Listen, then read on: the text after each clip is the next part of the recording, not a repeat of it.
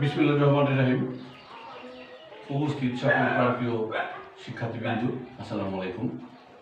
অবশ্যই তোমরা ভালো আছো। এই মহামারী করোনা ভাইরাসের কারণে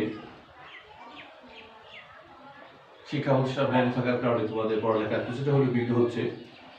সেই পড়ালেখাটাকে সচল রাখার জন্য অনলাইন ক্লাসের ব্যবস্থা করা হয়েছে। এর জন্য মাননীয় শিক্ষামন্ত্রীকে ধন্যবাদ জ্ঞাপন করছি।